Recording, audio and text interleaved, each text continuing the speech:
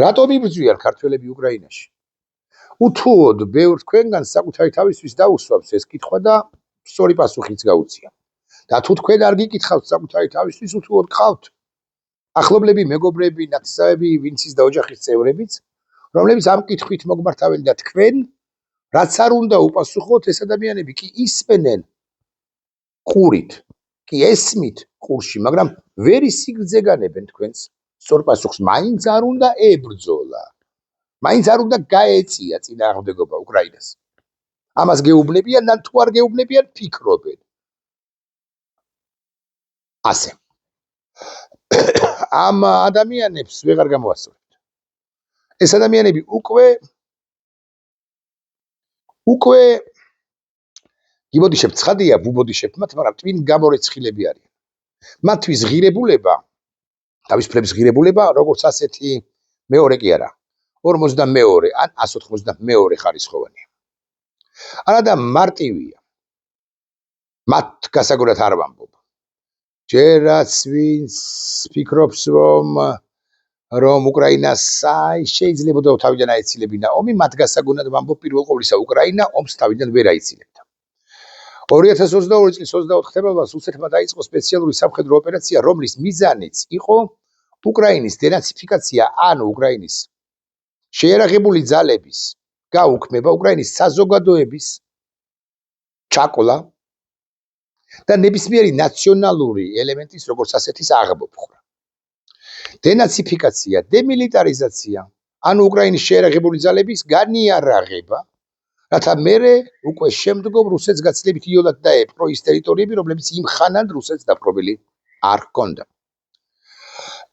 და რუსეთმა ბრძანა, რომ უკრაინა სუვერენული სახელმწიფო კია, თუმცა არ ცნობს ამ სუვერენიტეტს როგორც ასეთს, არ უნდა შევიდეს ჩრდილოატლანტიკურ ალიანსში და თქვათ და არ უნდა შესულიყო იმიტომ, რომ უკრაინიდან მერე რუსეთს გარკვეული საფრთხეები შეექმნებოდა. ფინეთი რო შევიდა და 1300 კილომეტრიანი საზღვარი რომ მიიღო ნატოს წევრ სახელმწიფო ფინეთთან რუსეთმა, ეს რატომ ვერ აღმოფხვრა, რატომ ვერ შეეწინააღმდეგა ამ ყველაფერს რუსეთის ბოროტი იმპერია. ამ კითხვაზე პასუხი იმ თქვენ ნათესავებს, ახლობლებს და ვინც ის და ოჯახის წევრებს უბრალოდ არ აქვთ. ისინი შესანიშნავად ხვდებიან, რომ რუსეთი ბოროტების იმპერია, სიკვდილის იმპერია, ვიტყვი ასე, თანამედროვე რუსეთი, მაგრამ რაღაცა სიკვდილის იმპერია და რაღაცა დიდი დათვია, რომელმაც შეიძლება დაკტოროს, აქედან გამომდინარე, მას უნდა ეფერო, რუსეთს უნდა ეფერო. არადა უკრაინას სწორედაც რომ ეს ფერება რო დაეწყო 2022 წლის 24 თებერვლიდან, ვინც ის და დღეს საერთოდ აღარ იარსებებდა, ვინც ის კი რა ნამდვილად აღარ იარსებდა, რუსეთი მეთოდურად ჩაყლაპავდა უკრაინის სახელმწიფოს. კიევის სათავეში მოიყვანდა რომელიმე რუს უკრაინელს, იანუკოვიჩს, მედვედჩუკს ან ნებისმიერ სხვას, რომლებიც კიევის თავზე ფიგურალურად კი არ ვამბობ, რეალურად ასე მოხდებოდა, ააფრიალებდნენ რუსეთის სამფეროვან სახელმწიფო დროშას. უკვე შემდგომ რუსეთი დაიწყებდა მთავარ ოპერაციას. მთავარი ოპერაცია კი იყო ამგვარი, უნდა აღდგენილიყო საბჭოთა კავშირი, პუტინის ოცნება უნდა ახდენილიყო. ეს ოცნება პირველად პუტინმა გაახმიანა მიუნხენის საერთაშორისო კონფერენციაზე 2007 წელს, როდესაც თქვა, რომ მე-20 საუკუნის უდიდესი გეოპოლიტიკური კატასტროფა იყო საბჭოთა კავშირი, სტალინის საბჭოთა კავშირის დანგრევა. ეს პრინციპში ღია განაცხადი იყო მაშინ, რომ პუტინი ყველაფერს გააკეთებდა საიმისოდ, რომ საბჭოთა კავშირი აღდგენილიყო. და აკი დაიწყო კიდეც 2008 წელს, აკი დაიწყო კიდეც თუ გააგრძელა 2014 წელს. ეს ყველაფერი რასაკვირველია დასავლეთის ბრალიც არის 2008 წლიდან 8 თვეში, ჩვენი მოვლენებიდან 8 თვეში, დასავლეთმა რეზეტის ღილაკს, კონკრეტულად ჰილარი კლინტონმა, პრეზიდენტ ობამას დავალებით, რომელიც იმ ხანად 4-5 თვის შესული იყო ოვალურ კაბინეტში, რეზეტის ღილაკს დააჭირა თითი შვეიცარიაში ბანდიტ ლავროვთან ერთად, ჰილარი კლინტონმა. და ამით ერთგვარად ეპატია რუსეთს ყველა ის ჩადენილი დანაშაული, რომელიც მან არამხოლოდ ქართველების წინაშე ჩაიდინა მანამდე 8 თვით ადრე, ანუ აგვისტოში, არამედ ჩეჩნების, ისევ და ისევ ქართველების, უკრაინელების, მოლდოველების, სხვათა თავისუფლების მოყვარე ყველა ხალხის წინაშე რაც ჩაიდინა ის დანაშაულები, ერთად ჩამოაწერა, ასე ვიტყვი, ობამამ ოკეან გაღმიდან და მერკელმა ოკეან გამოღმიდან. 2014 წლის ყირიმის ანექსიის მიზეზი ისიც იყო, რომ ამ რეზეტის ღილაკს დააჭირეს თითი ლავროვმა ცალკე, კალანტარო ლავროვმა და ჰილარი კლინტონმა, მეუღლე ბილ კლინტონისა, სახელმწიფო დივანმა იმხანად. 2014-ში პრეზიდენტმა ობამამ უბრძანა, არაოფიციალურად ცხადია უკრაინას, თოფიც კი არ გაისროლოთ, ანუ არ შეეწინააღმდეგოთ უკრაინის ხელისუფლების წარმომადგენლებს უთხრა, არ შეეწინააღმდეგოთ, შემშალა უკრაინის ხელისუფლების წარმომადგენლებს უთხრა, არ შეეწინააღმდეგოთ რუსეთსო. არ შეეწინააღმდეგოთ, იმიტომ რომ ჩვენ ამის თავი რუსეთთან დაპირისპირების თავი არ აქვს, გარკვეული სანქციები დააწესეს განა არა, მაგრამ ის სანქციებიც ნელ-ნელა მოხსნეს დასავლეთელებმა. 2022 წელს მადამ მოსულმა რუსეთმა გაბედა ის, რაც მანამდე მას არ გაუკეთებია. საქართველოშიც შემოიჭრა, უკრაინაშიც შეიჭრა, ყირიმში, ჩეჩნეთი მიწასთან გაასწორა, რა არ გააკეთა 90-იანი წლებიდან, მაგრამ 22 წლის 24 თებერვლიდან რაც დაიწყო ეს საერთოდაც კიდევ ახალი რეგისტრია დანაშაულისა, მან დაიწყო უკრაინის სახელმწიფოს გაუქმება და საბჭოთა კავშირის საბოლოო აღდგენის პროცესი, იმიტომ რომ შესანიშნავად უწყოდა პუტინმა და იცის ახლაც, რომ თუ უკრაინას დაამარცხებდა, ამ შემთხვევაში მიბობღდებოდნენ ცალკეული ის სახელმწიფოები, რომლებიც მანამდე თითქოს და ნამდვილად წინააღმდეგობას უწევდნენ, მათ შორის საქართველოს, თუმცა საქართველოს 2022 წელს უკვე საქართველოს პრობლემა აღმოფხრილი ჰქონდა. 2012 წელს პუტინმა საქართველოში რბილი ოპერაცია ჩაატარა, რბილი ოპერაციის თანახმად მოხდა რეჟიმ ჩეინჯი, გასაშვები ბჭყალების გარეშე მიხეილ სააკაშვილი გაუშვა არმოსაშვებმა ბჭყალების გარეშე ბიზინა ივანიშვილმა და ეს იყო, უნდა ვაღიაროთ, რუსული სპეცოპერაცია საქართველოს წინააღმდეგ, რომელშიც ყველანი მონაწილეობდით ავად თუ კარგად და ბევრმა ჩვენგანმა თოხლა, ბევრ ჩვენგანს ათოხლეს და ეს ყველაფერი გამოჩნდა უკვე შემდგომ განსაკუთრებით 2022 წლიდან, თუმცა არიან ჩვენს ქვეყანაში პატრიოტები, რომლებიც ამბობენ, რომ ეს იმ თავითვე ჩანდა, 2012 წლის 1 ოქტომბრიდან.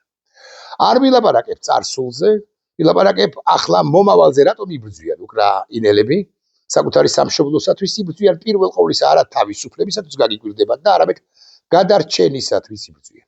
დიახ, თუ რუსეთი დაამარცხებდა უკრაინას 22 წლიდან ამ 4-4.5 წლის განმავლობაში, მანძილზე განმავლობაში, ამ შემთხვევაში მთლიანად საბჭოთა კავშირის აღდგენის პროცესი დაიწყებოდა, მიბობღდებოდნენ ქვეყნები, მათ შორის საქართველოს, რომელიც კვლავ ვიტყვი, უკვე პრობლემა აღარ არსებობდა ამ ქვეყანასთან მიმართებაში, ბიზინა ივანიშვილი რასაკვირველია ხელებს ასწევდა და საქართველოს როგორც ასეც გააუქმებდა. უკრაინას მადლობა უნდა გადაუხადოს არა მხოლოდ ქართველმა, სომეხმა, აზერბაიჯანელმა, მოლდოველმა, ბელარუსმა, ყაზახმა, სხვამ და სხვამ, არამედ რუსებმაც კი, იმიტომ რომ რუსეთისთვისაც საბოლოო ჯამში პატრიოტი რუსებისთვის თუ ასეთები არსებობენ, საბჭოთა კავშირის აღდგენა ცუდი ამბავი უნდა იყოს წესითა და რიგით. რამდენი ქართველი იბრძვის უკრაინაში? ამ კითხვასაც ალბათ გაიგონებდით ამ ხნის განმავლობაში, ჩემს ხელთ არსებული ინფორმაციით მინიმუმ 2500-2700 ქართველი, სხვადასხვა შენაერთსა თუ ბატალიონსა თუ ლეგიონში. ქართველები ყველაზე მრავალრიცხოვანი არიან უკრაინაში. იქ იბრძვიან კოლუმბიელები, ბრაზილიელები, კანადელები, ფინელები, პოლონელები, სხვები და სხვები, გაგიკვირდებათ და რუსების იბრძვიან, ანუ რუსეთის მოქალაქეები, არ ვლაპარაკობ ადგილობრივ რუსებზე, ხოლო ქართველები ყველაზე მრავალრიცხოვნად ვართ წარმოდგენილი. რატომ იბრძვიან ქართველები? იბრძვიან საქართველოს თავისუფლებისა და გადარჩენისათვის. ესეც უნდა გავიგოთ. ოღონდ ამ 4 წელიწად ნახევრის განმავლობაში ჩვენ 150 ჯარისკაცი დაგვეღუპა და 150 ჯარისკაცი რომ დაგვეღუპა, ერთხელაც კი საქართველოს დე-ფაქტო ხელისუფლების წარმომადგენლებს, ბანდას ქართული ოცნებისა, ერთხელაც კი არ აუწევია ერთი ადგილი და სამოქალაქო პანაშვიდებზე არ მისულა ამ ახალგაზრდებთან გამოსამშვიდობებლად. დღეს თუ გუშინ გვარს გავიხსენებ, ჩამოასვენეს ერთი ახალგაზრდა კაცი, თუ გავიხსენე გვარი, თუ მივაგენი ამ ინფორმაციას, ბოდიში, აი აქ არის პრინციპში კადრები, მე ჩამოვწევ, ცოტა ტელეფონს ცოტა უჭირს და გაჩვენებთ ამ კადრებს. დაასვენეს ერთი ახალგაზრდა კაცი, რომლის გვარიც არის დავით ქუქჩიშვილი და როგორც დანარჩენ შემთხვევებში საქართველოს თავდაცვის უწყების წარმომადგენლებს ერთხელაც არა უწევიათ ერთი ადგილი თავდაცვის უწყების სამოქალაქო ოფისს გულისხმობ და აგრეთვე სამხედროებსაც გულისხმობ, სამწუხაროდ სამხედრო თავდაცვის ძალების ხელმძღვანელობას და სამოქალაქო პანიშვილებზე ტაძრებში არც ერთი მათგანი არ მისულა. თავარსარდალიც არ მისულა, რომ არ დამავიწყდეს თავარსარდალად წოდებული მიხეილ ყაველაშვილი, რომელიც ისიც თქვენ ამ წუთებში იმყოფება თეირანში და გლოვობს კაცობრიობის წინაშე დანაშაულის ჩამდენს 36,548 თუ მეტი 40,000-მდე მშვიდობიანი მოქალაქე კვლელობის თაობაზე ბრძანება ვინც გასცა ალი ხამენეის გლოვობს მიხეილ ყაველაშვილი. მე მინდა დავსვა კითხვა. ერთხელ მაინც უმაღლეს თავარსარდალს თუ არ მივიდოდა განცხადება მაინც არ უნდა გაეკეთებინა და ახლობით ამგვარი ვუსამძიმრებთ დაღუპულის ოჯახს. ერთხელ კი არა 150-ვე ჯერ უნდა ეთქვა ეს, მაგრამ ყაველაშვილი ამას არ იტყვის. ეს ნათელი თვალსაჩინოებაა ჩემთვის პერსონალურად როგორი ტიპის მმართველობა გვყავს ჩვენ. ბანდიტური ერთის მხრივ, მოღალატე მეორეს მხრივ და მესამე რუსეთის მსახური, იმიტომ რომ რუსეთს არ უნდა რომ ნახოს ქართველები იქ უკრაინელების მხარეს და აკი ამიტომაც ცდილობს და ხლაფორთობს რომ შექმნას რაღაცა დაჯგუფებები საქართველოსთან მოქალაქეებისა, რომლებიც თავის მხრივ რუსეთის სამსახურში იქნებიან და უკრაინის წინააღმდეგ იბრძოლებენ. ეს რუსეთს წარმატებით არ გამოსდის, ბარემ ვიტყვი, ამასაც რა გამოსდის რუსეთს წარმატებით, ამაზე ოდნავ მოგვიანებით. მანამდე კიდევ ერთხელ ვიკითხავ, ვისთვის და რისთვის იბრძვიან, მათ შორის ქართველები უკრაინაში. უკრაინა იბრძვის აკითხალით გადარჩენისთვის, თავისუფლებისთვის რასაკვირველია, მაგრამ პირველ ყოვლისა გადარჩენისთვის. უკრაინა რომ არ იბრძოდეს, უკრაინა არ იარსებებდა. საქართველოს წინააღმდეგობა რო არ გაუწიოს ღმერთთან უკნას ამგვარი კონვენციური ომისა საქართველოში, მაგრამ რომ არ გაუწიოს წინააღმდეგობა რუსეთს, საქართველო ამ შემთხვევაში, ან იმ შემთხვევაში, ასე ვიტყვი, დაიღუპება როგორც სახელმწიფო. ახლა კიდევ ერთხელ ვიკითხავ, რისთვის იბრძვიან ქართველები? ქართველები იბრძვიან მათ შორის საქართველოსთვის და ჩემი ღრმა რწმენით, ადრე იქნება თუ გვიან ეს ჯარისკაცები 2500 მებრძოლი, რომელიც 2500 მებრძოლი, რომლებიც ახლა უკრაინაში იმყოფებიან, გადამწყვეს თუ არა ძალიან მნიშვნელოვან სიტყვას იტყვიან საქართველოში მიმდინარე პროცესებთან დაკავშირებით, პროცესებში ოღონდ არავინ უნდა მიიჩნიოს, რომ ეხლა მე აქ სახელმწიფო გადატრიალებას ან სამხედრო გადატრიალებისკენ მიმყავდეს საუბარი, არა. ესენი იქცევიან სამოქალაქო პირებად, რომლებიც ძიმე სიტყვას იტყვიან ყოველ შემთხვევაში მათ გასაგონად, ვინც თავისუფლების იდეალებს უღალატ ასეთი კი საქართველოს საერო ეგრეთ წოდებული ხელისუფლება. რაც შეეხება ერთ ამბავს, როგორ არიან ესენი რუსეთის სამსახურში, მე გეტყვით ამბავს, ავიკითხავ უბრალოდ ერთ პოსტს და იქიდან გამომდინარე იმსჯელებ დამატებით. ჩაუწიოთ ხმას თქვენის ნებართვით, მით უფრო რომ ზოგიერთ კოდს მისი ხმაც ახლა გაიგორეთ ალბათ პირველი ბგერები ყოველ შემთხვევაში არ გესიამოვნებათ. ეს არის მიხეილ სააკაშვილის ხმა იყო და ეს არის ერთი ამბავი, კერძოდ ამბავი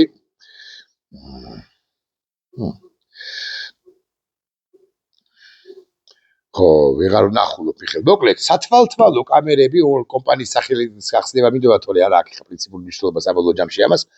სათვალთვალო კამერები, რომელიც დაკამონტაჟებულია ქალაქში და ყველგან, ქალაქში, ქვეყანაში და ყველგან, თურმე ამ სათვალთვალო კამერებს ფლობს რუსეთის ერთ-ერთი კომპანია, უბრალოდ სახელწოდება არ მახსოვს და ვეღარც მოვზებნით თქვენის ნებართვით, რომელიც თავის მხრივ არის დასანქციონირებული და მეორე მხრივ რუსეთის FSB-სთან პირდაპირ კავშირში. ანუ თქვენ რო დადიხართ ქუჩაში, მეც რო დავდივარ თქვენთან ერთად ან თქვენს გარეშე, ჩვენ გვაკვირდებიან იცით თქვენ და თურმე ეს სათვალთვალო კამერები ეკუთვნის რუსულ იმ კომპანიას, რომელიც მაღალზე მაღალი კი არა, უმაღლესზე უმაღლესი 17 ხარისხში ალბათობით ამ მონაცემებს ყველა კადრს ნებისმიერ ქალაქში, ნებისმიერ ქუჩაზე, ნებისმიერ უბანში, ნებისმიერ მიკროუბანში უგზავნის სპეცსამსახურებს რუსეთისა. იქ იფილტრება რა მეთოდით სიმართლე გითხრათ არ ვიცი, მაგრამ პრაქტიკულად რუსეთის სპეცსამსახურებმა იციან თითოეული ჩვენგანის გადაადგილების თაობაზე. Yandex-ი არ გვეყოფოდა თითქოს, Yandex-ი რომელიც აწვდის FSB-ს შესაბამის მონაცემებს საქართველოს მოქალაქეების თაობაზე შესახებ, ახლა აღმოჩნდა, რომ ამათმა აბსოლუტურად შეგნებულად ერთ პირთან მოლაპარაკებით არა შესაძლოა მართლაც ტენდერით გამოარჩიეს და იმ რუსულ კომპანიას თხელი შესეს კონტრაქტი, რომელიც თავის მხრივ აკითხარით საერთაშორისო სანქციების ქვეშაა და FSB-ს წარმომადგენლობა, FSB-ს აგენტურა, თავისუფლების მოყარე.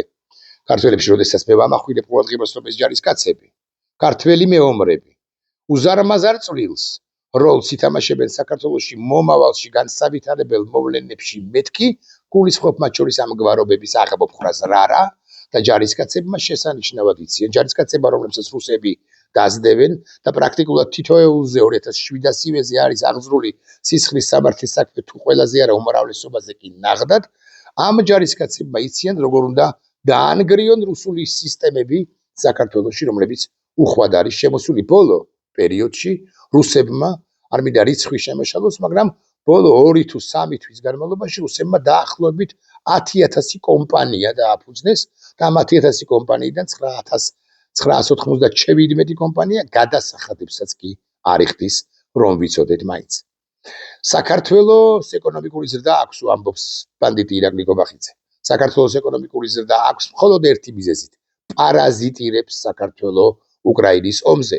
ანუ უკრაინის ომით სარგებლობს და რუსეთისათვის შავ ხვრელებს ტოვებს, ან იმგვარ ვითარებას ქმნის, რომლის შედეგადაც რუსები სარგებლობენ და აქ გარკვეული ფული საზოგადოებაში მათ შორის რჩება და რჩება ეკონომიკა. კი არ იზრდება რეალურ ეკონომიკურ პარამეტრებზე დაფუძნებით, არამედ ეკონომიკა სტაგნირების მდგომარეობაშია, ვითარებაშია და ვინც ის უკანაც კი მიიწევს. ეკონომიკა იზრდება იმიტომ, რომ რუსები იზრდება ბჭყალებში, იმიტომ რომ რუსები ყიდულობენ ოძრავ ქონებას. ის რუსები, რომლებიც ჩვენი ეროვნული უსაფრთხოებისთვის სერიოზულ საფრთხეს წარმოადგენენ უკვე მომავალში, ახლაც და მომავალში. და როდესაც მე ვლაპარაკობ რომ ჯარისკაცები, რომლებიც ახლა იბრძვიან უკრაინაში ომის დასრულების შემდეგ მნიშვნელოვან როლს ითამაშებენ ჩვენი ქვეყნის უსაფრთხოების ჩამოყალიბებაში, მეთქი მე რასაკვირველია არ უგულისხმობ სახელმწიფო და სამხედრო გადაწყვეტილებას, მე უგულისხმობ მათ თანამონაწილეობას იმაში, რომ ამგვარი რუსული გავლენები შემცირდეს და მე აღმოიფხვრას საერთოდაც და ნამდვილად. რისთვის იბრძვიან უკრაინელები? უკრაინისთვის, რატომ იბრძვიან? რატომ არ ეყოთ ჭკუა და რატომ, როგორც ამას ქართველი რუსები კითხულობენ, რატომ არ ეყოთ ჭკუა და რატომ არ შეწყვიტეს წინააღმდეგობა 24 წლის 24 თებერვალს, ან 25 თებერვალს, ან 26 თებერვალს. ახლავე გავაღებინგა. ახლავე. იმიტომ რომ უკრაინელებს თავისი ქვეყანა უყვართ. მხოლოდ და მხოლოდ ამიტომ და უკრაინელების მხარდამხარ არიან ქართველები, რომლებიც უმნიშვნელოვანეს როლს ითამაშებენ ჩვენს ქვეყანაში, რომ მოხდება იმ მოვლენებში. ნახვამდის.